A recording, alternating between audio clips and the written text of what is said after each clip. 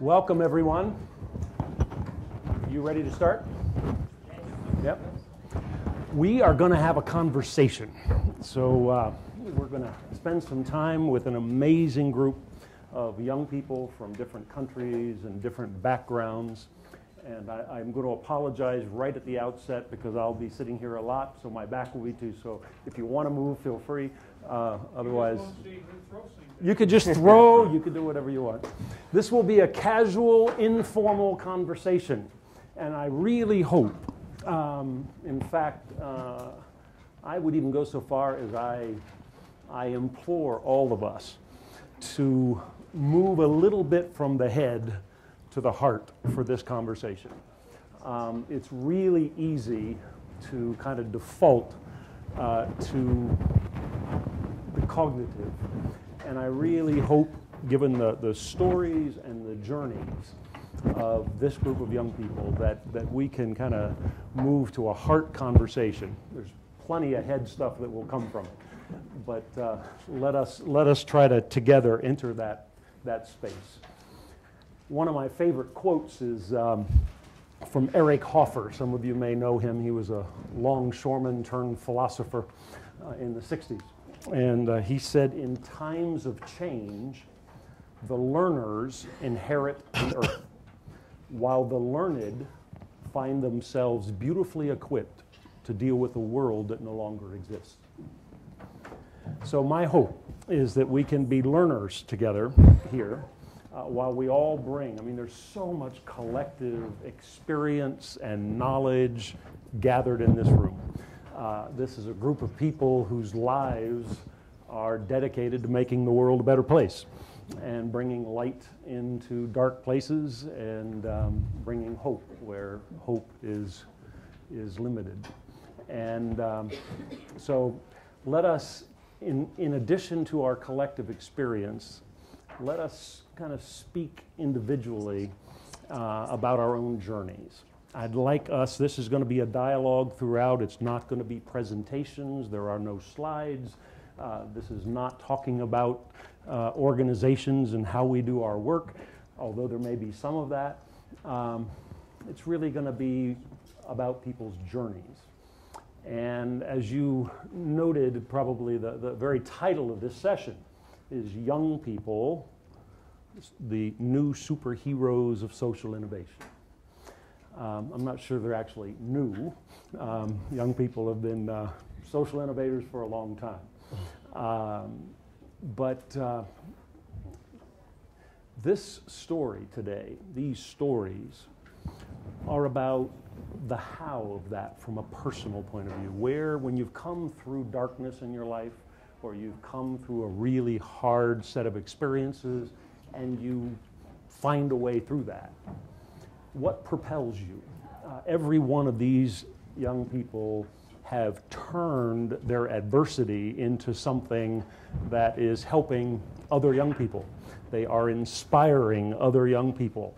They are leading other young people. They are organizing. They are bringing people together. They are themselves social entrepreneurs and innovators.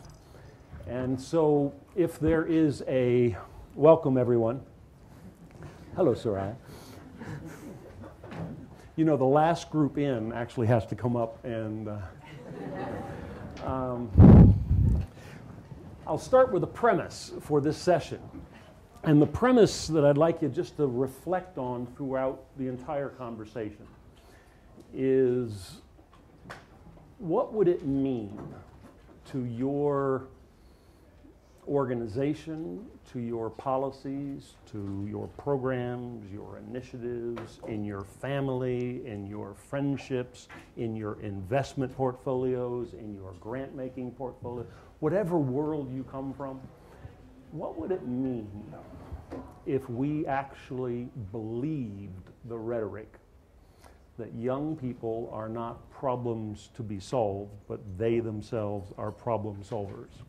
What would it mean if we actually believed that and embraced it in the work that we do, the way we organize, the way we lead, the way we govern? I'd like to just challenge all of us to really think about what would that actually look like? what would it mean if we changed our vernacular and vocabulary, and rather than using language of beneficiaries and clients and etc., that we see young people for what they really are, protagonists for their own future.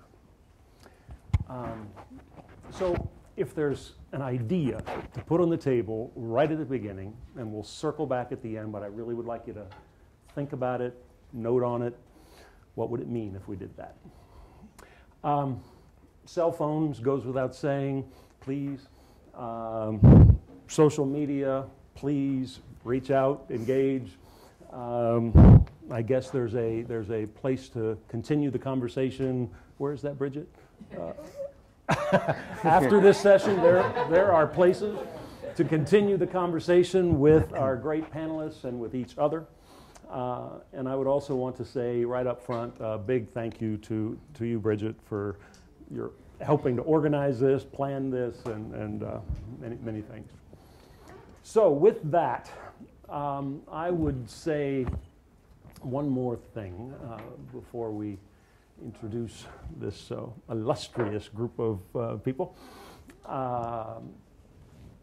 This is a session about hope. This is a session about overcoming. This is a session about resilience. This is a session about finding light in the middle of darkness. You know, when Nelson Mandela, some of you probably know this, when he, and I think it was in his first press conference after coming out of prison, and he was describing the country was in a very difficult straits, and he was speaking very optimistically about the future of South Africa. And a journalist asked him, how can you possibly be such an optimist given all the challenges in our country? And he pondered for a moment and he said, I'm not an optimist, but I am a prisoner of hope. And it had some symbolic meaning because he had just come from prison, but it had a much deeper meaning. What would it mean to be prisoner of hope? Not to live in a fanciful optimism or maybe an inaccurate pessimism, but to live in that place of hope. And that's what this great group of young people do every day. So meet some prisoners of hope. So I've asked them to introduce themselves or introduce each other. So rather than go around and do it this way. So who would like to begin? We're going to do this kind of loosely. Okay. You? Okay. Yep, go Bassem. So my name is Dina Mufti. That's good. Dina is the executive director of Injaz Egypt, which is a part of Injaz Al Arab, a part of Junior Achievement. And she works on supporting youth in terms of spreading education and entrepreneurship across Egypt and the Middle East. And I've been working with Dina like for the last 5 years, and I've always been inspired by her motivation, her optimism, and her strategic vision for education in Egypt, which is something that we really need. And like finally, I'd like to recommend her for the Best Motivating Mentor Award if we have it in Skoll. That's good. That's really good. It's going to be very difficult for me to follow this intro of Bassem, but Bassem is an alumni of our organization, and from when he was still in university, there was a spark about him that everyone could tell. He stood out more than anyone else in his team, in his class, and you could tell there was a spark about him, this determination, this resilience, and this passion. And surely enough, a few years later, we weren't surprised to see that Bassem had actually founded his very own company, a social media company called Kijami. Fresh out of university, he was determined to do this, and now it's one of the most successful social media companies in Egypt, and we're extremely proud of him. Okay.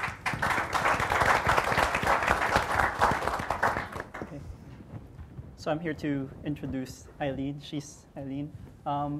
Eileen is actually, first, how did we decide to introduce ourselves? We're going to give you two things about us and one piece of random trivia. So, you know us. So Eileen is one of our survivors of human trafficking. At the age 14, she was trafficked into cybersex. But eventually, she became one of the strongest leaders, bringing out children from a space where it's total darkness for them and helping them see the light again and find self-esteem. More importantly, she's been traveling around the Philippines campaigning for laws that empower women and children, particularly traffic victims and domestic workers. So 2 qualities that she has: she's strong, enduring all those suffering and all those problems that have been thrown by life to her. And second, she's very infectious in everything she does. A piece of trivia about Eileen that you might all want to know is that today is her graduation day from high school. And she told me last night that this is the best graduation gift that she could have, to graduate from being a victim to becoming an advocate.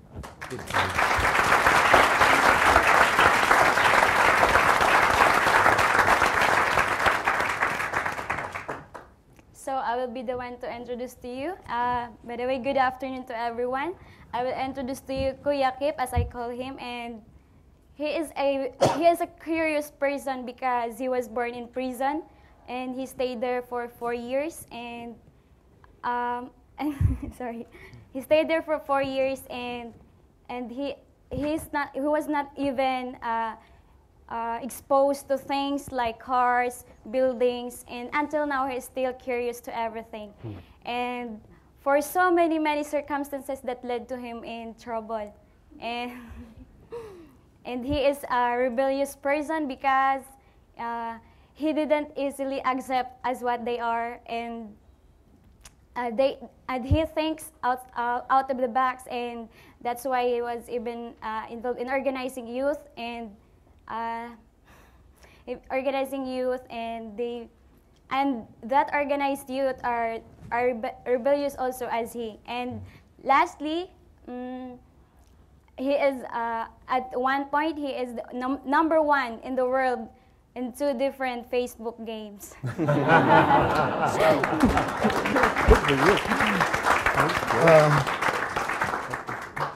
Hi, I'm going to introduce 2 of my child advisors. I run an organization, and you can jolly well imagine how nervous I am to introduce my child advisors because they are really tough masters, tough cookies. I'm Salim, and I'm only 14 years old, and I have already gone to the Indian Parliament to address both the upper house and the lower house MPs, ministers of parliament, members of parliament, to, tell my stories that I don't have drinking water, and I am trying very hard to get the drinking water with my community. Will the government, give me a platform where, the children, because it's not only my community, there are other communities where there is no drinking water. So will the government will give us a platform where we can come and we can discuss about this thing. So that's me, and I joined Prayasam because I know that my dada, that's me, elder brother, so he has started a movement called Prayasam, which is in English it's called Endeavor, and I'm contributing to that NGO by working in my community, taking honors, making community mapping, and fighting for our rights. Next, I'm Shikha. I'm also 14 years old. I have gone to the Science Forum in Delhi to discuss gender problems. So she was, today when the Skoll Foundation invited her and there was a gender discussion today in the morning, and she was really thrilled that, okay, I got my subject. And really, she's the one who, throughout India, she's the one who, fight for the girls' right cause, because she always tells that it's not girls who will be tutored. The mothers should be invited and mothers should be tutored first to make our right more powerful, more meaningful. Right, Shikha? So this is Shikha and this is Salim for you. And have I done a good job? And now you have to introduce me. Yeah. Good afternoon. I am Omlan Kusum Ganguly and I am founder director of Prayasam, and I am in Ashoka Fellow. Shikha, me. Okay, I'm one only, so it's all right. So we have introduced each other. Oh, no, Shika needs to speak, please. Okay, I thought different, and I talk people, and he love listening. Okay, so you mean to say I talk, you say I talk meaningfully, so people love to listen to me. Thank you very much. If you do it, I will be grateful. Okay. Thank you, Shika. Thank you, Sylvia. Thank you. Thank you. Did you have more you wanted to say? No. No. Okay. All right. Are they amazing? You know, the journeys that each of you, so different, different cultures and backgrounds and histories, and yet we are one in our humanity. I'll bet if we knew the stories of a lot of people in this room, there are probably many people in this room who do what you do because of your own journey in those early years of your life. And so we are in good company in this room, and we'll have a good conversation about our journeys. Could I just throw it out to you really quickly here? This is a time just for you to say, for this session to be successful, when you leave here in an hour and 15 minutes, what's one thing that you hope will happen in this conversation? Is there an expectation you bring to the table, conversation you hope gets surfaced? Yeah. What role can we play to support the individual initiatives that these awesome people are undertaking? What role can you play in helping to support these initiatives? Yes. Yeah. Thank Great. you. Thank you. Thanks. Yeah, it's okay with the mic. We'll just I'd like to hear the young people, if you have a vision for a movement, a worldwide movement of young people, what is that vision? Great. Thanks, Dor.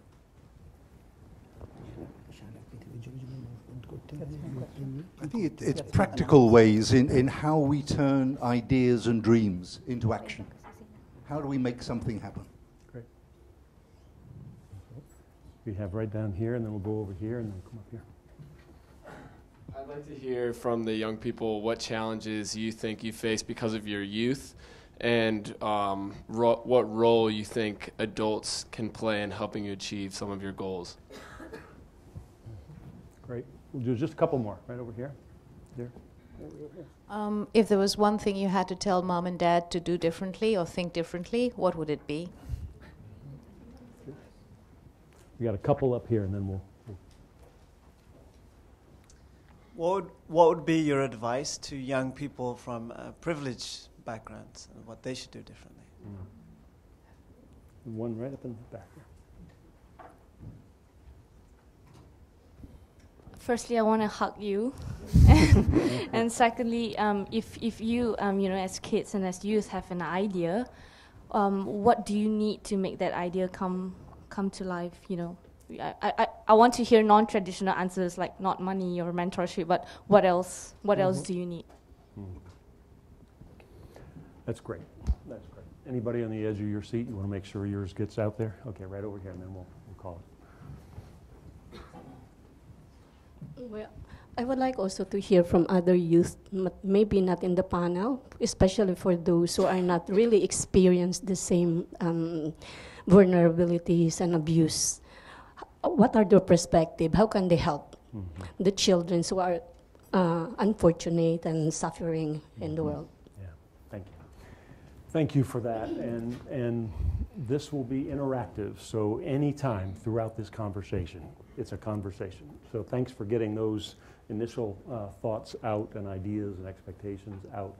We all know, every one of us, that there are millions, tens of millions of young people today who haven't found that way, that pathway out of the darkness, and are struggling to find it. And you have become a source of light and inspiration to so many of those young people. I've had the good fortune over the last many years, because I came out of a lot of darkness in my family, and so I know what it is to be in the dark tunnel for a lot of years. And there's a wonderful quote from Václav Havel, some of you may know from his inaugural address. Here the country has experienced freedom. the Velvet Revolution. And in his inaugural address, you know what he said? It was nearly open. You ought to check it out.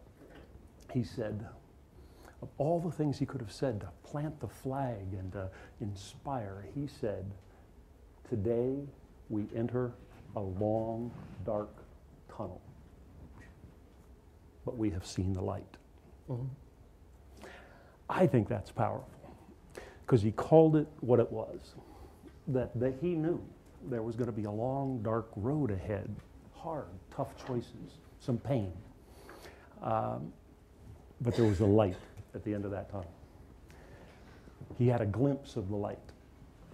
So we're going to take 6 minutes. This is a good time for that video. Turn down the lights. We're going to take 6 minutes, take a little journey, and just think about the light, and then we're going to pick it up.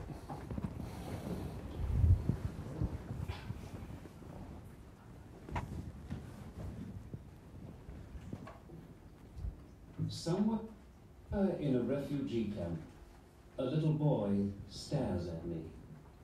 His eyes reflect an old man's hopelessness. Why is he gazing at me? I have no idea. Does he want me to give him something? I offer him a few dollars. He does not take them. I hold out a bar of chocolate. My offering is rejected. The rejection startles me. All at once, I am filled with shame. This child wants something from me, or from the world, and I have no right not to know what it is. I ask him in English, in French, in all the languages that I know, whether he is hungry, thirsty, whether he has parents, what his name is. He does not understand. All he does is keep staring at me with strange, baffling eyes.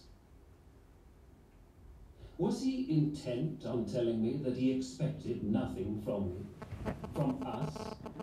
That it was too late to make good the injustice committed against him? Too late to save him? Today, I am still haunted by those eyes, which were filled with nameless sorrow and endless wisdom. Are we guilty of heartlessness, lack of compassion? Let us call it a lack of imagination. We today love our own children, but we are more or less indifferent to other people's children, especially if they are far away. Since we cannot see them, we fail to imagine them as they are somewhere else, on the other side, always on the other side. Weak and frail, capable of tenderness and vulnerable to pain, ready to receive anything, to discover anything, to return fivefold anything that is given to them. If we are incapable of seeing all children as our own, we will never have anything more than hope.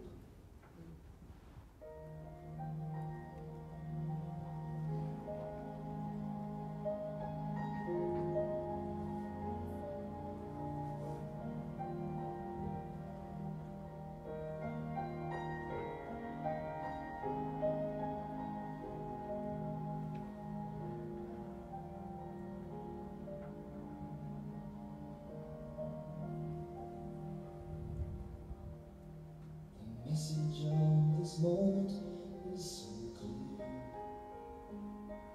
and as certain as the rising of the sun. If your world is filled with darkness, doubt and fear, just hold on, the light will come. Everyone who's ever tried and failed stands much taller when the victory's won. And those who've been in darkness for a while knew much longer the light has come.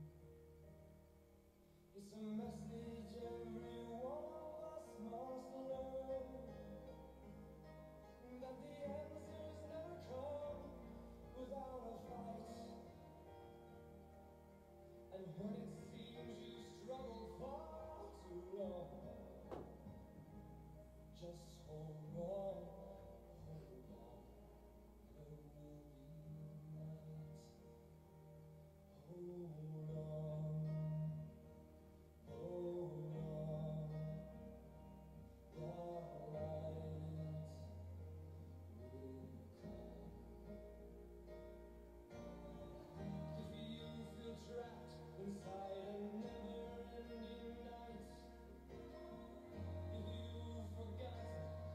as certain as the rising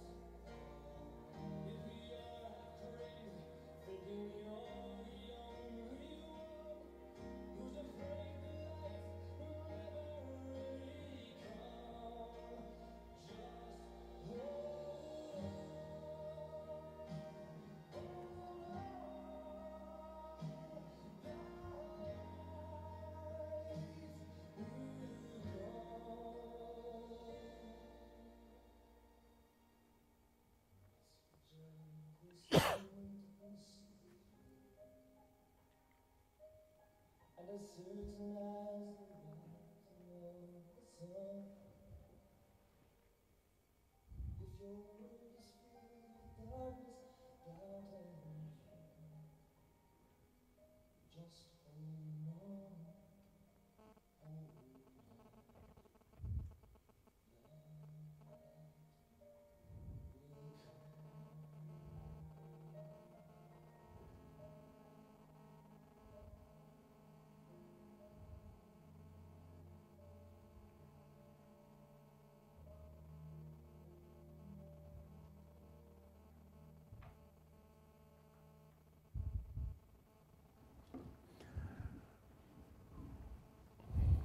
fear, just hold on, hold on. So there's a lot of ways to do a session like this. You can do an upbeat session and talk about great things that are happening. You can tap a deeper place of what motivates and propels people to find light. What are the sources of the light? For me, it was a guy when I was 14 and I was in a deeply troubled family who loved me and walked with me. He was irrationally committed to me. Everybody here has a source of light. I know from our conversation yesterday, every one of you have a source of light that has propelled you, that has helped you find a way out of whatever kind of darkness it is. So I'd like to just pause on this moment for a second, and then we'll get into the session for those of you who are ready to get to the substance. I'd like just to pause for a moment, have you turn to a person next to you, and we're just going to take 3 minutes, and I'd like you to just kind of share whatever feelings this evokes, whatever source of light comes to mind that has been helpful to you. We're actually going to do this. So if you can just turn to a person, take 3 minutes. What kind of feelings did this evoke? Or what kind of source of light for you? Pardon? From who? That's exactly where we're moving. That's exactly where we're moving. Yeah. 3 minutes? You all right with that?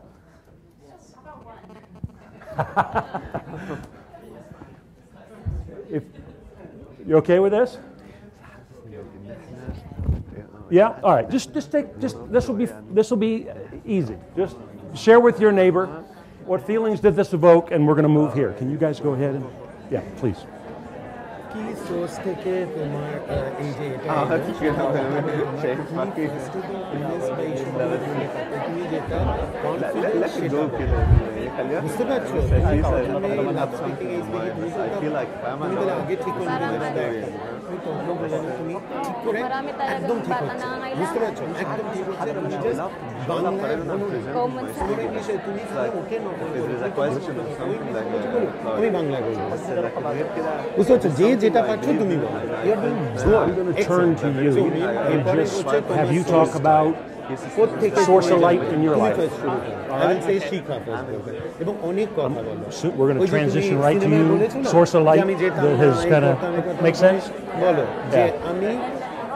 পুরো কিভাবে তুমি কাজটা এলে ও আমায় বলেছিল না বলে যে আমারই ছিল আমি দেখতাম যে Yeah, I'm going to leave it up to you to, right? I don't want to call, if no one speaks up, then I will. But I'm hopeful that you'll just, don't be bashful. খুব বাচ্চাদের সঙ্গে গল্প করে কথা শুনে As soon as we're done with this, I'm going to just ask you all to talk about a source of light. Yeah. All right? What is the main? Okay. Thank you for taking this minute. I know for some people that's very comfortable. For other people that's really uncomfortable, and that's okay. I just want to take that minute to allow for that conversation to take place, and maybe you want to pick up on it later, and let that bridge directly to these young people and how they've found light in their own lives. So we talked about this yesterday a bit. I'm just going to pass the ball to you, and you jump in. Go. Can Shika start? Yeah, sure. Okay, Shika, how do you, how do you come to this prayasam and the work you do? What compelled you to do this work, or what was the forces? What is? আমাদের এলাকায় বিভিন্ন বাচ্চারা ছিল, তারা দেখতাম যে এলাকার জন্য কাজ করছে। কখনো দেখতাম পুতুল নিয়ে মানে বিভিন্ন পথনাটিকা করছে ইস্যুর ওপরে। দেখে কি হচ্ছে, এটা কিছু হবে পার্সোনাল কিছু, আমি অত তারপরে দেখলাম যে শুধু বাচ্চারা না, বড়রা তাদের কথা শুনছে এবং তাদের সাথে টোটাল কাজ করছে, এবং সেই ব্যাপারে জানতে ইচ্ছা করলো এবং আমি সেখানে গিয়ে শুনলাম যে ব্যাপারটা কি, এবং আমার মনে হলো না নিজের কমিউনিটির এত প্রবলেম থাকা আছে সেটা সলভ করা উচিত, এবং আমার মধ্যে এই চিন্তাটা এসেছিল এবং আমি জয়েন্ট হয়েছি তারপর দিয়ে। Thank you, Shika. What? That was just they're really smart kids. What Shika wanted to say that, as a child, I was very curious. I was seeing that in my community, other children are, going to a particular center, talking to the adults, and the adults are responding them. Because as you know, in India, you get everything but encouragement. But encouragement for the children, especially. Because the adults think it is their right to violate children's rights. Because we own children. We don't take them as partners. We never ever consider them as partners. So we always think that children is our trophy, either a good trophy or a bad trophy. So we always try to showcase them. So what Shika wants to say that what propelled her to come to our center or to do this kind of work, because she saw that the other children are being treated with dignity, with some respect, with some some kind of they are giving their rights. So she thought that there are a lot of problems in my community, and with this group I can go ahead.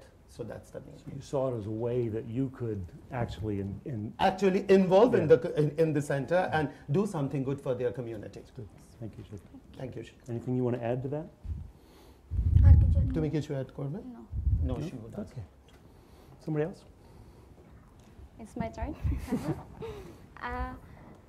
I know that so many children needs help, and especially there were so many children who are in dark place who are being trafficked, and that's what's usually there in our place, in our safe house, where I was together with the survivors, and I really found strength with them, and that's why I am here now in front of you speaking. That's why I know that so many children need help from other people. So that source of light for you came as a motivation to help other, right? The strength from my fellow survivors. Yeah. You found strength in each other. Yes. Yeah. In my case, it's two. Can I have two? The first one is, it's very hard, working against human trafficking, and it's a lot of disappointment, a lot of coercion, and a lot of harassment. But one major source of light for me is not my own light, but the light we see from our victims. human trafficking sometimes takes away everything from you to the point that you don't end up even remembering who you are. We've had victims come to our center who don't even call themselves by their own name, but number 46, because that's what they were called in the brothel. And when other young girls like Eileen, for example, lead the way to them to see the light and just basically allowing them to just remember who they are, that tells us not to give up. Like, no matter what difficulties we have, it couldn't really match up to that. And that's a major source of light and inspiration for me. The second one is, I guess, my background, like being born in prison. It's not fun to be a baby in prison, you know. It's not fun to be back in a hotel, which used to be a dungeon either, as a result, if you were born in prison, right? So I just went back to that like 2 weeks ago for the first time after all this time. And when I was asked in an interview how I felt about it, I said, strangely enough, I felt happy about my childhood because my light came from the fact that my parents never made me feel I was in prison. And my light came from the fact that my mom would bring me up a tree and tell me that there's a world outside. And so that memory of longing for freedom and wishing it for others is, I guess, one thing that propels me to keep working. Yeah. That's it. Somebody else? Source of light. Well, in our case, it's really the source of light comes from this unstoppable energy that we see coming out of this new generation that we're working with. And we truly believe that if we channel this energy in the right way, we can all bear witness to this, this time and this age of boundless creativity and innovation, if we can just channel this energy in the right way. And just coming from the Middle East and the Arab world, this change has been palpable where we're from. And it's even as though how we feel it, it's as if the Arab world is waking up and people are finding their voice and they're no longer afraid to use it anymore. And it's amazing, this change, because for generations, people have feared to speak up. And now this barrier of fear has been broken forever. And this is just so empowering to see. That's another source of light. Another thing, from my own coming from my own country in Egypt, where we witnessed the power of change coming from people who are united for one common goal and one common purpose. That the impossible can be achieved. And this was evident in Egypt just 1 year ago, that when enough people, Egyptians, were united for this one common purpose, they were able to topple a 30-year-old regime in 18 days.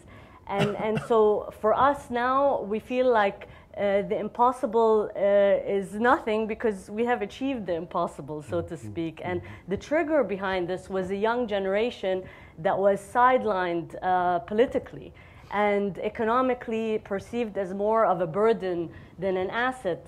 And these young people were so underestimated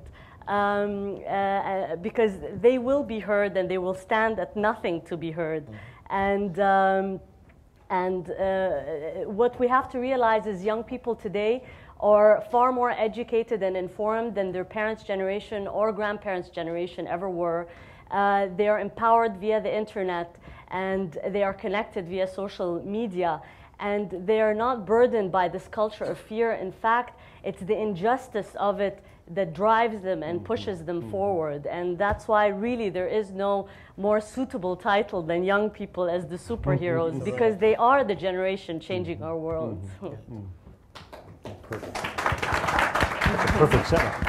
Yeah, so for me, like, I've always been inspired by the people's stories. Like, I've used to watch talks and presentations for other people. I was addicted to TED, like the talks of TED.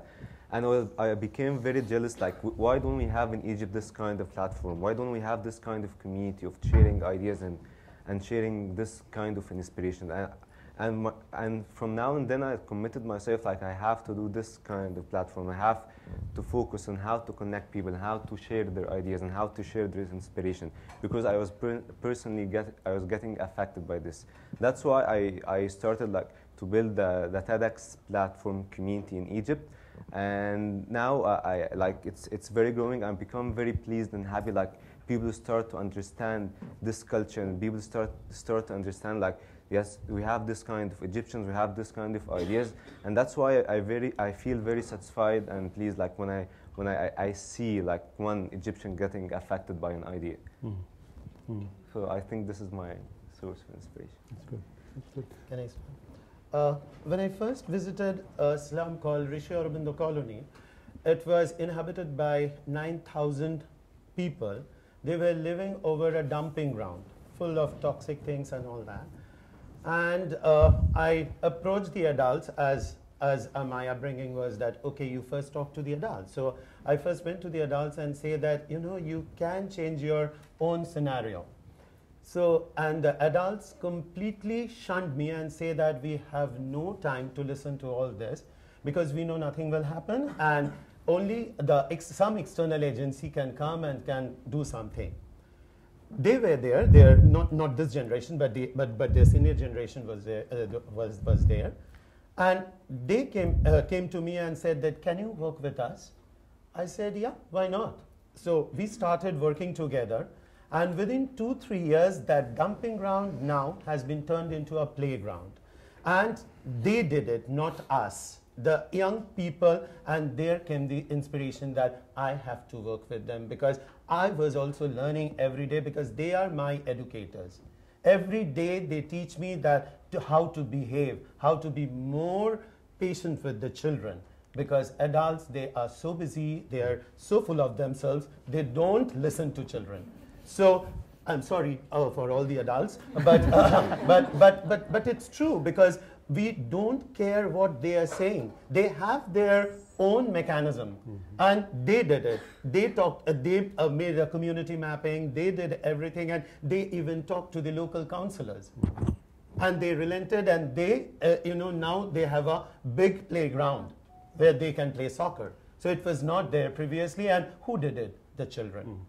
So that's my source of inspiration because throughout my life, my right was violated by the adults. And there were no one to listen to me. And these are the people who at least give a ear to listen to my, my revolutionary thoughts. So these are the people. And you theirs. Yeah, exactly. Rightly said. Yeah. I talk in Bengali and he will be translated. Okay. Okay.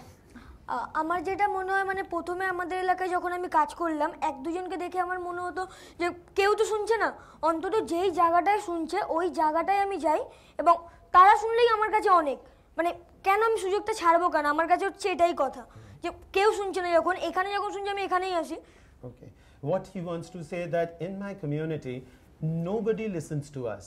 Nobody practically, not our parents, not the community leaders, no one. So when he thought that, there is a platform where, some people, some adults are there who are listening to them. So he has come here and he has committed himself as, his services, he is offering his services to this. মানে একটা জায়গাতে হবে যেখানে মানে আমরা আমাদের মতো চলতে পারবো কারোর মতো করে চলতে হবে না Okay.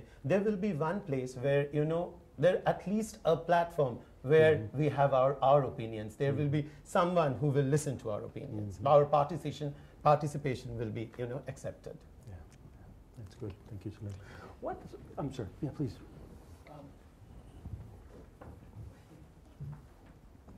I wonder if it's useful for this group. We have a concept that you're talking about, which we name adultism, which is like racism. It's like sexism. It's all of the ideas and behaviors of adults that flow from the idea that adults are superior to young people and have the right to control them, punish them, and do whatever they want to them. Right.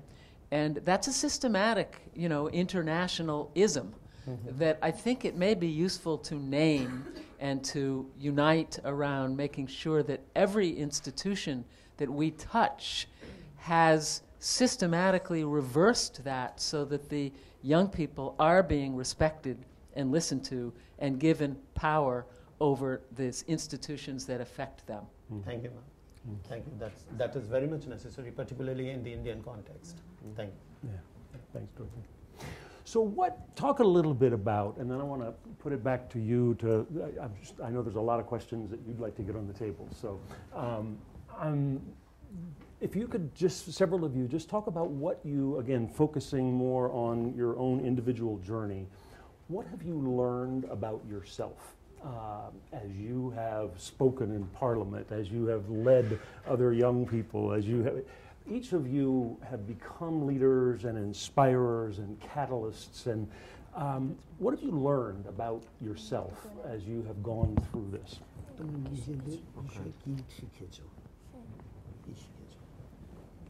Many things.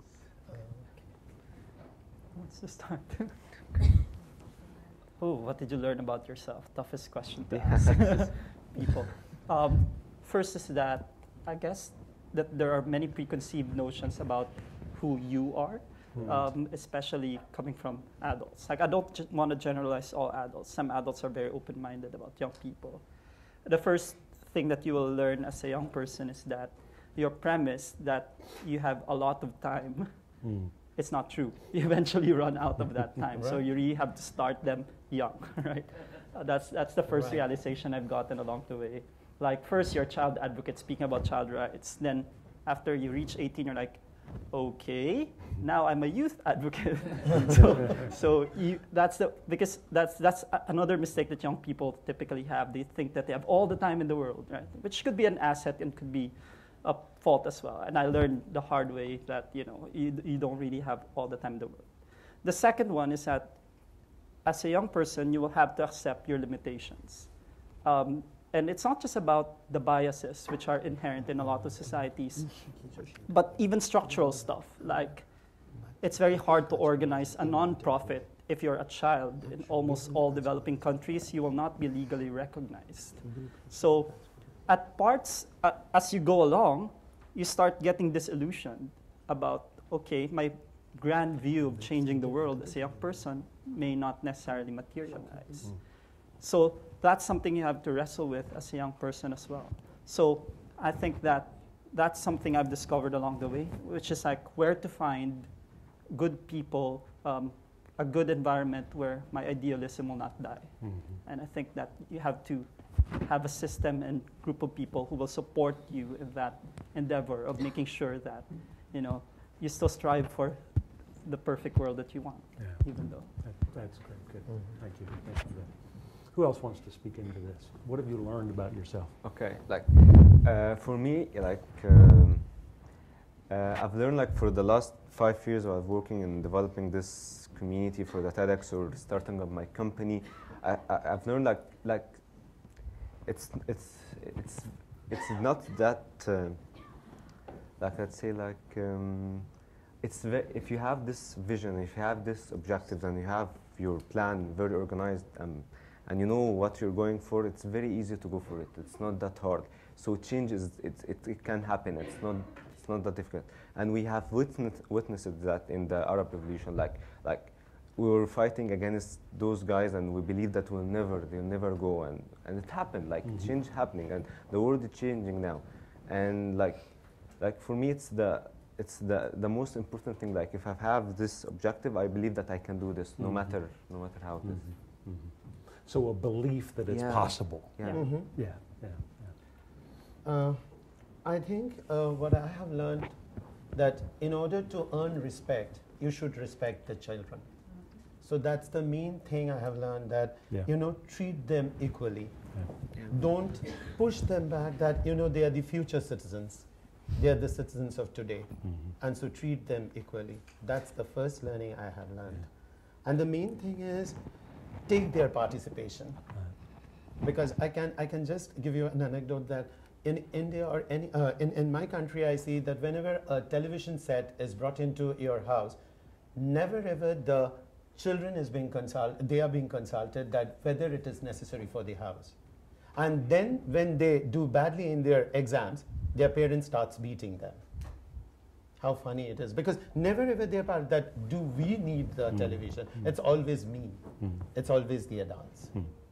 So the first realization working with the children, because they have given me the opportunity to come here.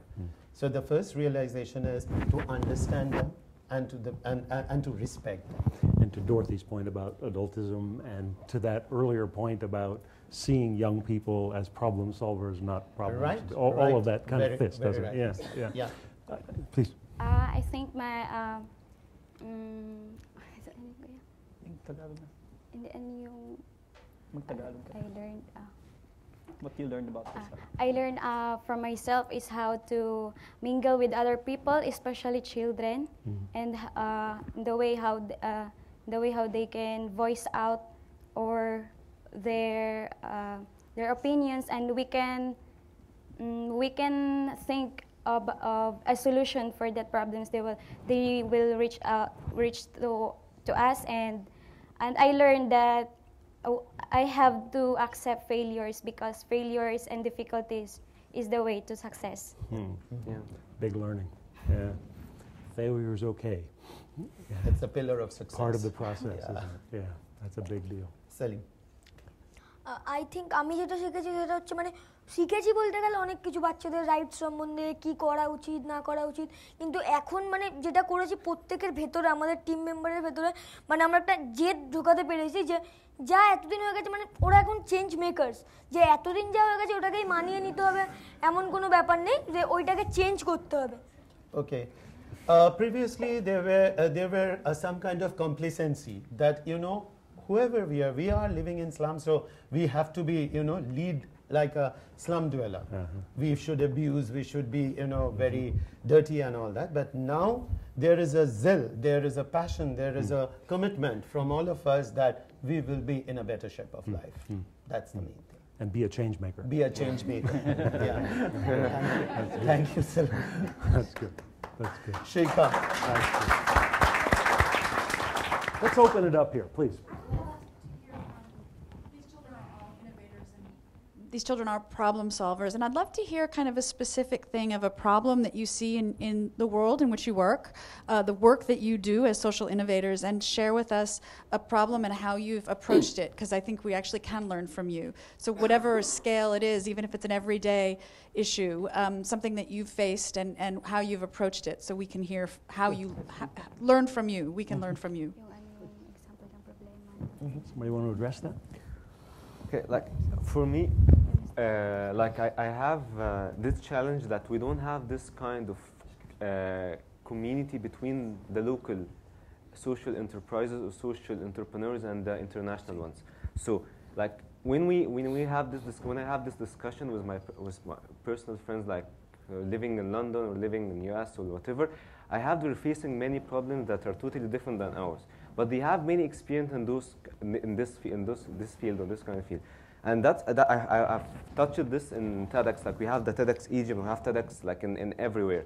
And everyone has this kind of challenges, and I found it's very, very healthy. Like when we share the challenges, we found that we reach something, and we have this kind of vision, we share everything together. So right now in Egypt, we have this entrepreneurial community. They're very conservative. They're very, very conservative. Like I'm very afraid someone to steal my idea or have to have it done or make it in anywhere. So I become very upset that we don't have this kind of interaction or this kind of community. And like my dream now is how to build this platform for all the social entrepreneurs in the world, like to have this kind of interactions, conversation, discussion, so we can have to build this one vision, like to have like a better or change the world or something. So this is my biggest challenge right now. Okay. So I'm going to talk about a very specific problem. Like the problem is the abuse of domestic workers in the Philippines. So the first strategy that the organization took was the adult route. Go through legislation, talk to Congress, like lobby indefinitely. And after 15 years, we don't have a law to protect domestic workers. So instead, we realized that the young people who were domestic workers were doing something spectacular on their own. They were organizing during Sundays, for those of them who have breaks during Sundays. Just not everyone has breaks, you know, if you're a domestic worker. They were organizing in a small park. And what they were doing was essentially just befriending each other and starting a small organized group where they could talk with each other, where they could help each other, like report things. And that group became very organized with the support of the adults, so to speak. So the adults saw the potential in that small group, and it grew and it grew and it grew. And finally, it became an organization called Sumapi, which we have right now. And it's now made up of 8,000 members in all over the Philippines. So it became a massive movement of domestic workers, all started by young people who saw that window of opportunity that one Sunday. So now they're registered for Social Security on those Sundays. They teach about abuses on those Sundays. And then they weren't content with that and said, you know what, this is not enough. We need the instrument that protects us. And if we can't do it in Congress, let's do it in the International Labor Organization. So MAPI spoke in the last ILO summit, which eventually passed the Convention on Domestic Workers.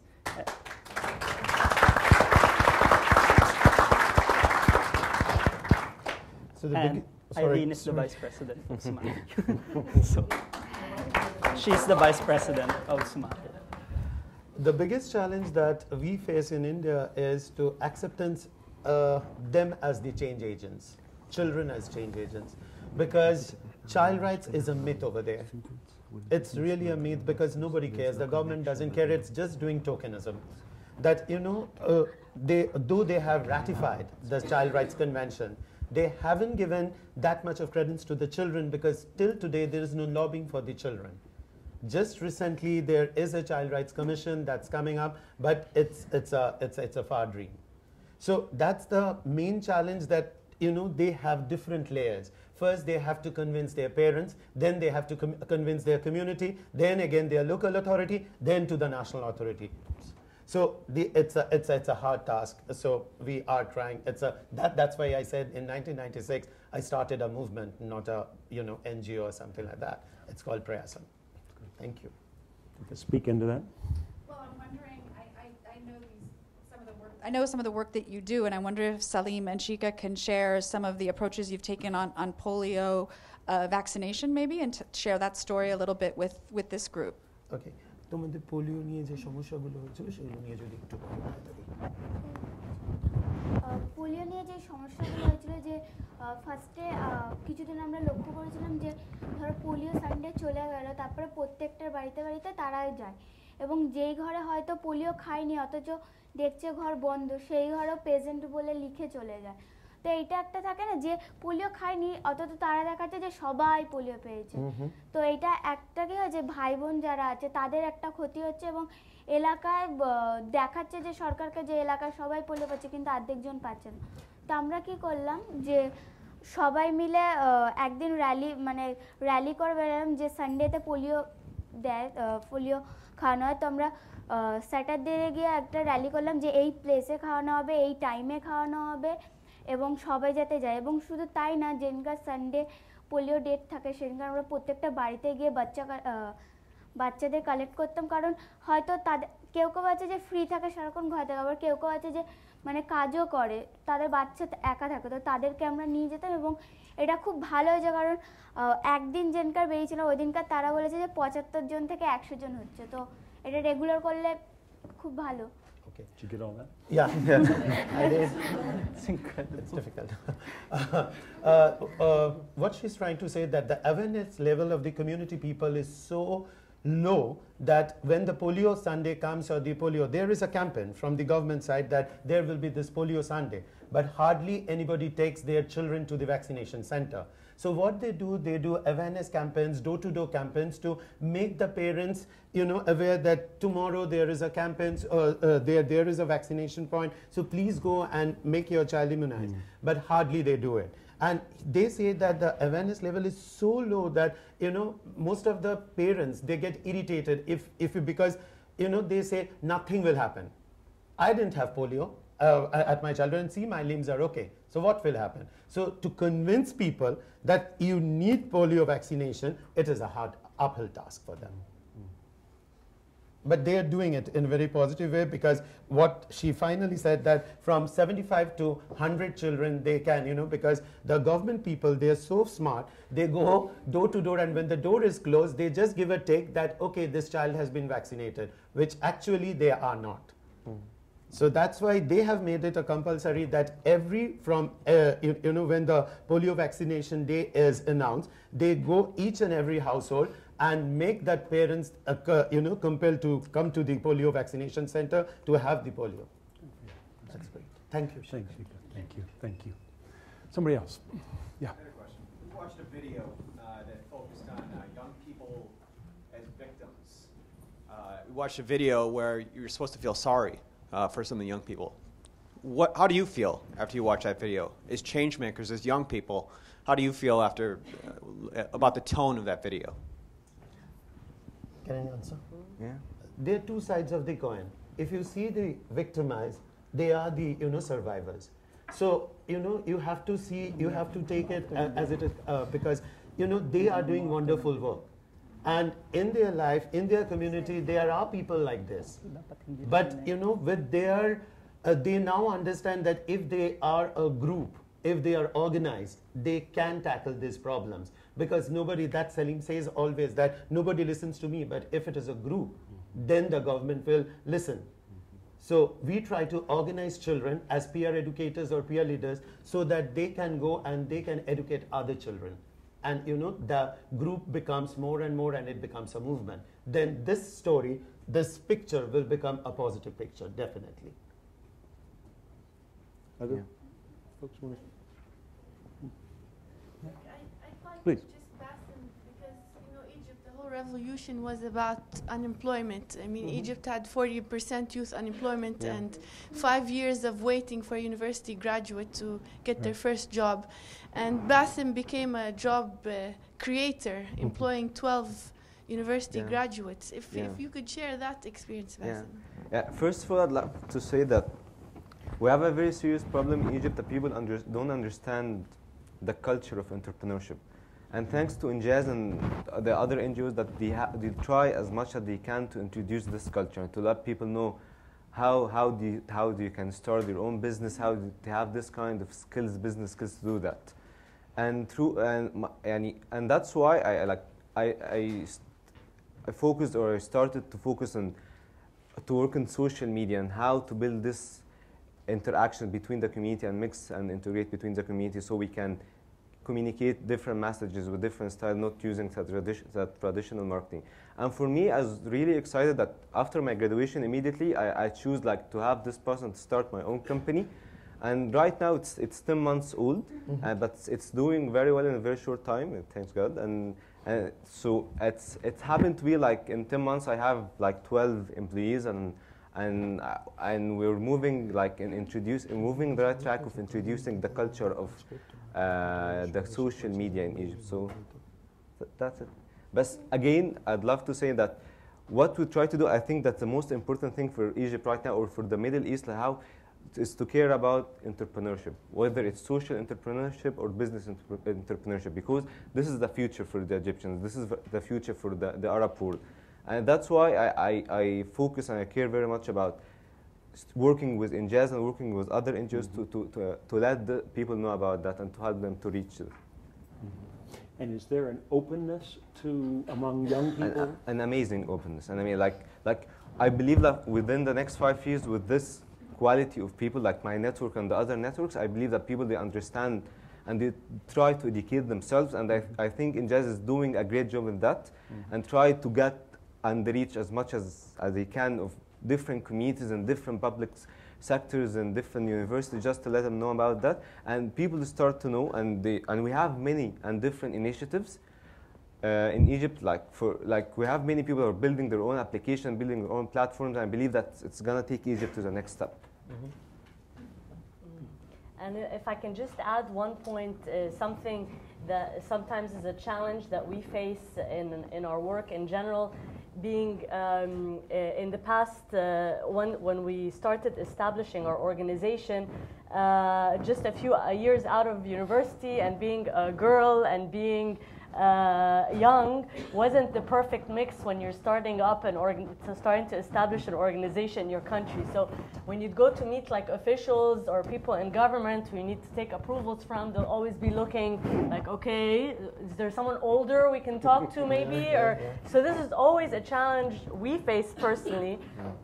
And, it was always like, underestimating us or sidelining us in a sense. And it was always that you really have to be confident and continually prove your point and prove that you are up to par to, have that conversation or, stand your own at that meeting. And this is something very important that we focus on with the young people we coach when they're starting their businesses, because this is a challenge they will always face. Out in the real world, people are going to underestimate you. They're going to think they're too young for me to have this conversation with you, and so this is an area that we really try to empower them on and build their self-confidence on. It's very important. Yes, and even if I have this meeting with businessmen, like, oh my God, you're managing this company? Are you the CEO? It's like, yes, I am. Yeah. You have. And another thing I would love to say that even our government, they shows no support to entrepreneurship and startups. So we don't get any privileges. We don't get any kind of support. And despite all of those challenges, we fight. We fight because we just believe in this, and we will do that. That's good. Back here. Thank you. For the young people, what mistakes are adults making? What are the one or two mistakes that you wish we would adult, and I don't know if I'm an adult or not, but hope is that maybe not. But what mistakes are adults making that you would like to share with the world that we could stop? Okay, I can start. The first one is mindset, I think. Yeah. Because there are several ways that they look at young people, and I've experienced this personally. The first one is the beneficiary of the service. Okay, okay, here's a service. Congratulations, you avail of it because you're young, something like that. The second one is to turn them into a stamping pad. Like, okay, stamping pad, like approval. Like, hey, here's a strategy for you. And then the kids will go, good job. Yeah, we agree. And it ends there, right? I think that the attitude should shift from that to more of two things. First is young people as a way to sustain your innovation, because whether you like it or not, you will eventually retire from your, let's face it, from your social enterprise. And second, young people as an inflection point, as Skoll would call it, meaning a way to create new innovations, a way to get new ideas, a way to drive large-scale change and maximize your impact. Because, as my mom would always say to me, it's young people who will get to determine what's cool, what's trendy, and like she says that she's still stuck in the era of disco and the Carpenters. So, it's young people who get to drive this sort of movement forward and make people aware. And we've seen that even in the trafficking movement. We've established, like 2 years ago, we've said to the kids with MTV that, hey, you know what, you should get organized. And now they're running their own movements in their own schools, telling other kids that don't trust traffickers, don't trust someone who's giving you good promises. And surprise, surprise, the adults finally discovered that the greatest tool of freedom is in fact doubt. And it's the young people who exposed that and planted those seeds of doubt that older people cannot necessarily do in the same effective manner that young people can do. So this change in mindset from beneficiary to approval mechanism into full-scale partnership, I think should be the way forward for everyone. I love your comment about doubt. That's a powerful idea. Somebody else, I think, were you going to speak into this? Yeah, that's right. Okay, and then we'll come back. এটা যেটা বলছিল যে তুমি বাচ্চাদেরকে কি মানে বড়দের কি প্রবলেম হয়? আমি যেটা মনে করি মানে বড়রা বাচ্চাদের উপর সবসময় মানে চাপিয়ে দেবার একটা ব্যাপার, যেরকম আমি যে এক্সাম্পল দিচ্ছি যে পোলিও রবিবার, যদি আমি এটা আমাদের এলাকার কিংবা আমার ঘরেই যদি বলি যে পোলিও না খেলে এই হয় মা, তার জন্য পোলিও খাওয়াটা উচিত, তখন মা বলুন তুই আমার থেকে বেশি জেনে গেছিস, আমিও তো পোলিও খাই না, আমার কি হয়েছে, আমি তো একদম ঠিক আছি। তো এই ব্যাপারগুলো মানে বড়রা চাপিয়ে দিচ্ছে সবসময়। So the adults are always pressurizing the children that do this, do that, and take them as tokens. It's kind of tokenism. Whenever there is a call of participation, they say, okay, you can do this, you can do that. It's always they are ordering. And whenever I say something to the adults, as Salim says, that whenever I say something to adults that, this is not right, this is not wrong, I get a heart beating from my parents because they say, do you know better than me? So that kind of thing. What example did you give? That if I tell my mother that, if you don't have polio, if you don't take your child to the polio center, so the illness can come to you. And his mother will give him a sound beating and say that, do you know better than me? That I know when the child should get polio, should be vaccinated. We have some other young people in this room who'd like to speak into this. Please. How do children who haven't suffered or been a victim contribute to solving these global issues? Wow. Okay. Okay, that's a tough one, but I think if the experience of some other social entrepreneurs in this room, i.e. Craig, would tell you that it's entirely possible for you not to experience exploitation, for you to feel about exploitation, right? I think as a world, as a species, we are surprisingly blessed with a skill that's universal, which anyone from 5 years old to 103 years old has, which is empathy, which means that, therefore, I think, at least in my perspective, the role of adults shouldn't be to tell kids what to feel, but to give them a marketplace of ideas and stories from where they could feel from. You know what I mean? So you don't have to be like a slave to understand how painful slavery can be. Right. You can feel it jump off a TV show. You can feel it jump off from a class discussion because you're human. So answering the question of how do you participate, luckily, the world is more interconnected now than it has ever been, thankfully, to a large degree to young people's innovations as well. So there are massive opportunities out there to help out. Maybe it's from a distance, from organizing your own activities in your community, getting more people aware about a particular issue, as we've seen like recently in a particularly popular internet phenomenon about an issue in Uganda. So there are many ways for young people to get involved now, but I guess that the key there is to let the young people look for the things they feel strongly about first. You want to say something? Shika will say. আমি যেটা বলতে চাই যে যেমন আমরা কাজ করছি তেমনি তো মানে বিভিন্ন রকমের অন্য অন্য জায়গায়ও কাজ করছে তার আর যেটা বললো যে বড় লোকের ছেলেমেয়েরা জানবে কি করে একটা আমরা যেরকমভাবে ইন্টারনেট ইউজ করছি সেমভাবেই বড় লোকের ছেলেরাও ইন্টারনেট ইউজ করছে যদি এমন একটা ওয়েবসাইট খোলা হয় যেখানে আমাদের ডেটাগুলো আমরা দিতে পারি এবং তাহলে কি আমাদের কাজ তারাও জানবে এবং তারাও আমাদের আরো ডিফারেন্ট সাজেশন দিতে পারবে এবং আমরাও দিতে পারবো what she says that through this technological invasion there is internet now. So we can have a common website where they can give their suggestions and take our suggestions too. It's not only one-way traffic that they can only give suggestions. So, if what we are doing, if we can share with them, and they can also say that there are the gaps, that these are the gaps, you are not looking into, and they can also share their work that we are doing this thing for our community, which I don't know whether they are doing or not. If they do, they can share it with them.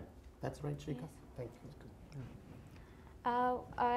I will cite some example for in our community the movement as what we call MATA or the movement against trafficking advocates. They are even if they are not being trafficked, they involve in the movement as an advocate to reach other people about the issue, especially trafficking. It's a broader. Yeah. That's good. That's good. Let's move to some other questions back in the back. Hard question.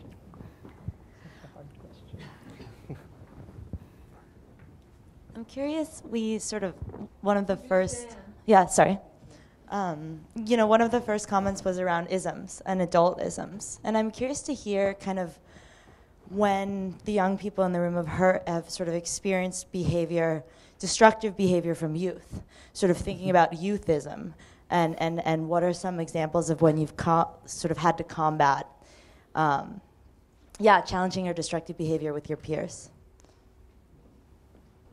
Understand the question? Interesting. So if let me just clarify the question. So you're asking like how have we dealt with young people who became unruly themselves and like were hard to manage, something like that. Or against sort of your mission and what you're trying to achieve. Let me think about that for a while. What we do in my case, there is a on-track program going on that is Grassroots HR Management Institute, where we take these unruly children and teach them with different life skills, soft skills, and different capacity building trainings. And it's for 3.5 years. So after they are groomed up over there, they can join the movement, and they can also carry forward the flag with the other children. I think the first thing that we do, at least in Visayan Forum, is not necessarily to automatically label it as unruly behavior. Like sometimes the reason why they disagree with you is because there is a point to disagree with you, right? But then when it becomes like a destructive sort of behavior, then that's when I would agree that some mechanism of discipline should come in. And we have that even with adults, right? Like if there's an unruly adult in the workplace, we discipline the unruly adult. That's just how the way, like essentially how the world works. So I think that the key there is to understand first the nature of the behavior and not automatically attribute the behavior to the fact that you're young and hormonal, right? Because that is the usual temptation to go, oh, these young people, they're always like that, right? So I think the key first is understand the behavior, and if it is really a destructive behavior, then that's the time when the behavior should be corrected. So making the distinction between hormones and destructive. Yeah, that's good. Okay, Dorothy, didn't you have a question? I thought you... I have someone in mind, but I wasn't raising my hand because I you already spoke. I thought you were there. I'm But sorry. I'll Then say we're going it. to go right back up here. You can save it. Sorry, Dorothy. The young people in this group have been betrayed by so many adults. I wonder how they've honed their skill in deciding which adults to trust and whom not to trust.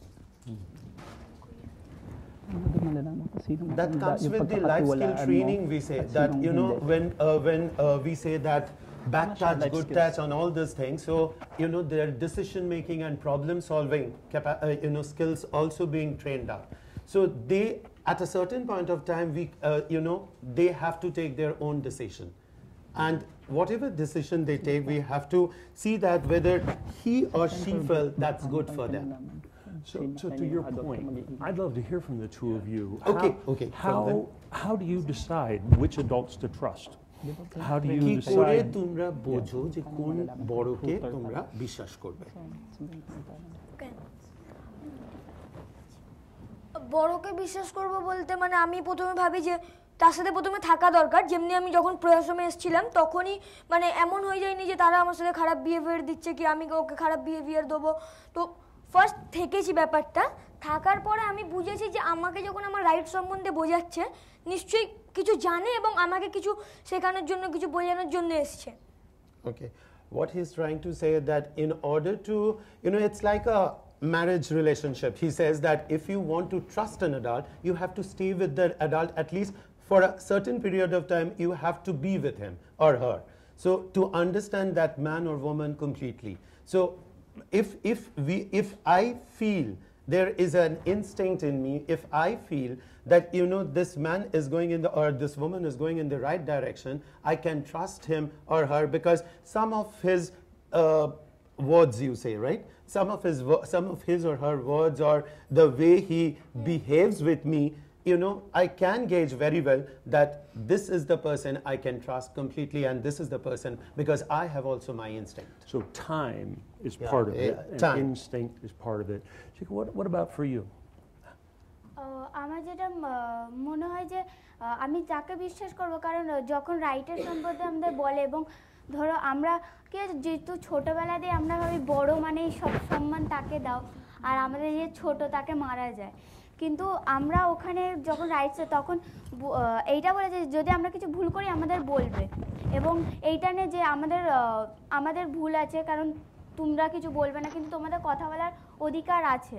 আর একটা কী হয় যে আমরা যেহেতু হ্যাবিটের একটা ব্যাপার থাকে, আমরা যেহেতু আমরা অনেক ছোটোবেলা থেকে ছোট বলে সবাই চাপিয়েছে, আমরাও ছোটোকে চাপাতাম, তো সেইটাও আমরা পাল্টিয়ে মানে আমাদের পাল্টিয়েছে। তো এক জায়গায় যে বড় নিজেকে যে আমি সব জানি আমাকে কিছু বলতে পারবে না, বা তুমি ছোট তুমি তোমার ছোটকে বলতে পারবে, যে এই ভাবনাটা নেয় তাকে তো বিশ্বাস করাই যায় না। আর আর আমার বিশ্বাস করি কারণ সে বলে যে আমার ভুল আমাকে বোঝাও, তো এটাই। So that's why they go to parliament. Okay. I'm sorry. What she is trying to say, that's very pertinent, that when I talk to an adult or be with him or her, I see whether he is trying to dominate me by some way or the other. In the garb of, sweetness or something, she is telling something that which I know that I have to do it because she is totally manipulative. So that kind of thing I gauge very well, and I don't want to mingle with that kind of an adult. So you can feel when you're being manipulated or controlled, yeah? Yeah. This issue of trust is so important because when you've been violated, it affects so many things. Anyone else want to speak into this? Yeah, please. In my case, as I already undergone training, like life skills training, interpersonal relationship training, and I will cite one example, how can I trust people, or how can I determine what is the personality of that person, is that as we have trained, as we have being experienced, especially to the traffickers, we can determine them if they are a trafficker or not, because if you are a trafficker, your statement will be changed time to time, and he or she will feel panic if they will see the authorities around them, and they will also they move just like they are running out of time. We are closing in, and so I want to just, if there's an issue or a question that's burning that has just been missing from the conversation that we can speak to, and then we're going to come back to each of you and have you kind of plant that. One of the questions at the beginning was what kind of an idea or a challenge or right? So we talked about that yesterday as well. You can be thinking about that. Who has an issue that hasn't been surfaced that ought to be? I know you obviously use technology. So I know you obviously use technology in your business, but I was wondering if you guys felt that technology could help you, and if yes, how you were using it to further what you're doing. Because I know that you two are using phones and things like that. So if you can talk about that, and if you have any way in which you're using that as well, and whatever you want. Community mapping. আমাদের একটা project চলছে এই সময় map your world বলে, যেখানে আমরা smartphone use করছি, যে কারণে কি হয় আমরা যখন আমাদের ম্যাপে আমরা আমাদের রিসোর্স ম্যাপ বলছি, যেটা যে আমরা বিভিন্ন রকম তথ্য দিচ্ছি, তো সেখানে কি হয় তথ্যগুলো যখন আমরা হার্ডে নিই তখন অনেক সময় কি হয় যদি কাগজ হারিয়ে যেতে পারে বা লিখতে অনেকটা টাইম চলে যায়, তারপরে ওইটা টাইপ করো ইন্টারনেট কম্পিউটারে, আবার ওইটা সেন্ড করো ইন্টারনেটে, তো অনেকটা টাইম লস্ট হয়। ওই ফোনটার মাধ্যমে কি হয় যে পুরো ডেটাগুলো আমরা তাড়াতাড়ি নিতে পারি এবং ডাইরেক্ট ইন্টারনেটে পাঠাতে পারি, এবং তার মধ্যে একটা জিপিএস সিস্টেম আছে, যে কারণে মানে আমি ধরো একটা ট্যাব এখানে আছে, তো আমি যদি ট্যাবটার ওপরে ধরে রেকর্ড লোকেশন নিই, তাহলে ঠিক আমি যখন ইন্টারনেটে ম্যাপে সার্চ করবো ঠিক ওই জায়গাটা পার্টিকুলার ওই ট্যাবটাই দেখাবে। তো এইটা কি হয় যে এক ছোট্ট টাইমে একটা মানে ডাইরেক্ট ইন্টারনেটে চলে যাচ্ছে, সময়টা কম হয়েছে এবং নিজের কাজটা আরও বেশি করে দেওয়া যাচ্ছে। Thank you very much. We are doing community mapping. I'm just repeating her. We are doing community mapping, and we are using smartphones.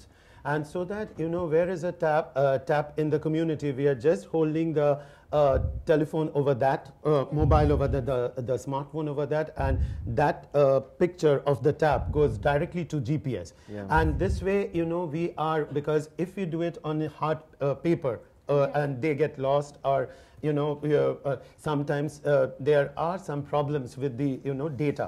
So this way, the collection of data is much easy, and we can save our study time. Yeah. So that's why, and we can reach out to a lot of people who are having the same problem, and they can start this thing. So technology is helping us in a big way. Thank you. Yeah, can I just add, like, since I studied computer engineering, since that I'm technology geek, like, I believe that technology now is helping all people to reach and communicate and spread the message. And I believe that this is the beauty of technology. Like, we can use all the tools of social media, of the smartphones, of the smart tablets, of everything to communicate and spread about everything. Everybody knows about what's happening now in the Skoll.org forum through internet. And that's why I believe that now and within the next years, I believe that using of technology will help us more and more in communicating and spreading everything. So I think it's a very important thing to care. That's great. Go ahead, please. আমরা এখন Adobe youth নিয়ে কাজ করছি, সুতরাং আমরা যা কাজ করি ওইগুলোই আমরা ফিল্ম তৈরি করে আমরা নিজেরাই পুরো ডাইরেক্টর করে পুরো একটা ফিল্ম তৈরি করে এখন আমরা ইউটিউবে দিয়ে দিতে পারি এবং ওইটার দ্বারা নেটওয়ার্কিংটাও ভালো হয়। Okay, we make films because we are Adobe Youth Voices trainees. So we are making films and identifying our own issues and uploading those films into our YouTube, right? Yeah. Okay, and so that many people can understand and many people can see and get back to us. Yeah. Thank you. And inspiring people around the world. Yeah, that's it. Thank you. Let's close this, and I know there are many open questions and thoughts that I'm hopeful that this just sets the table for follow-up conversation with some of these young people who are doing such amazing things. We'll start over here with you, Bassem. We'll just work our way around. Yeah. What would you like to cast? What idea, challenge? Put it out there. Like a challenge is Call to action, however you want to do it. Like the call for action for me, like I dream with you guys, like to have this kind of hub or platform that we can share all our ideas, or our social entrepreneurial ideas. I think that we don't have this kind of platform right now. I think that for me, like in my country, in Egypt, in the Middle East, we don't have this kind of thing, and we need it. We need to share with you guys our ideas. We need to learn from you, and we need to educate each other. That's why I believe that my next investment, my next thing right now is how to build this platform with you guys. Yeah, thank you. Thanks, Bassem. Well, in general, what we strongly feel are that the keys to solve this really are in our hands, and it's all about changing mindsets across generations. We have to have this paradigm shift where we no longer underestimate our younger generations. In fact, take them on as partners. Right. And I mean, what they lack in experience, they make up for in so many other ways. Right. And the thing that we have to keep clearly in our minds is that they have an incredible momentum and energy, and they're not going to wait for anyone to change, because they're creating change right now, and they're not waiting for anyone. Right. Okay, two things. First, I'd really like to thank the Skoll Foundation for finally having a session on young people. You do. I think that it is absolutely critical. If we are to talk about sustainability, there's no question young people should be part of the strategy. The second thing, maybe just an imaginary thing, but I'd like to examine the question of, like, do we have a generation gap? And I do think that the generation gap that we usually talk about is not actually a vacuum, but an ocean of opportunity that we could all explore together. First of all, I would like to thank also the Visayan Forum, and especially Skoll Foundation for giving me an opportunity to speak in front of you all. And I know that our fight is far from over, and I challenge every one of you to join us in our fight. Thank you. I thank all the adults for listening to us for 2 hours almost. Thank you very much. The only idea is give us a space. Us means the youth, a space where they can, interact with each other. They can and be a part in that space. Please be a part to it. Thank you very much. Ki chao. আমি বলবো প্রথমে বলবো thank you Skoll World Forum and তারপরে যেটা বলবো আমরা আজকে এসেছি এখানে আরও অনেক বাচ্চা যারা কাজ করছে তারা এখানে আসতে পারছে না সুতরাং আরও অন্যভাবে ভাবা যাক যাতে মানে ওই বাচ্চারাও যাতে এখানে আসার সুযোগ পায় আর কথাগুলো বলার মানে সুযোগ পায় Thank you, Skoll World Forum. I have come, but there are million children they didn't come. So I think of them and make a platform where at least in a year all the children can come and share their stories with you people, and adults should listen to them. Thank you very much.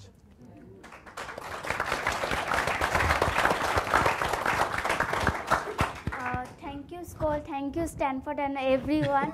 And thank you a lot of Prasam যে আমাকে এখানে আসার সুযোগ দিয়েছে এবং আমার চাওয়াটা ঠিক অনেকটা ডিফারেন্ট কারণ আমি আসতে পেরেছি এবং আমি চাই আরও অনেক সেলিম আর চাই যে ডিফারেন্টভাবে ভাবার একটা প্লেস দিক যেখানে মানে শেয়ার করতে পারবো সব কিছু Thank you, Skoll. Thank you, Stanford. Thank you, everyone. And the main thing is create a platform where everyone can think differently, think out of the box. Thank you. Thank you.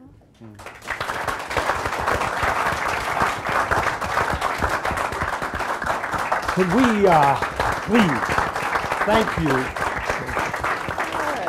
Thank you very much, Rick. It's so cute. Thank you all. Let me end with what we started on. What would it really mean in your work, your families, your friends, your policies, your investments, if they were partners, problem solvers, not problems to be solved? Thank you for being here. Thanks for participating, and I hope you follow up with each other. Thank you.